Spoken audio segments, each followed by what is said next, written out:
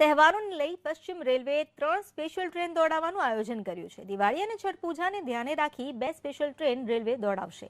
ખાસ કરી છઠ પૂજા પર વતન ફરતા મુસાફરો માટે ટ્રેનની વ્યવસ્થા કરાઈ છે। આ ટ્રેન 7 નવેમ્બર અને 14 નવેમ્બર ઉપડશે અને જતા આવતા બે ટ્રીપ કરશે, એટલે કે કુલ 4 ટ્રીપ આ સ્પેશિયલ ટ્રેન કરશે, જેમાં 2 એડિશન કોચની અને અનરિઝર્વ્ડ કોચની વ્યવસ્થા પણ કરાઈ છે, જેથી જે મુસાફરો રેલવે સ્ટેશન પરથી જ ટિકિટ લઈને મુસાફરી કરે તેમને અગવડ ન પડે। દિવાળીને ધ્યાને રાખીને કાનપુર માટે પણ ટ્રેન દોડાવાઈ રહી છે, જે ટ્રેન 6 ટ્રીપ હાલ કરી રહી છે।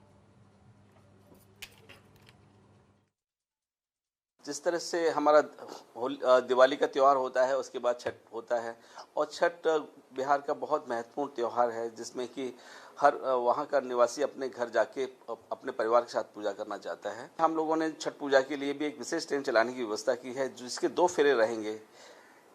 अहमदाबाद से 7 तारीख को और 14 तारीख को ये विशेष ट्रेन चलेगी, जो बिहार साइड में जाएगी।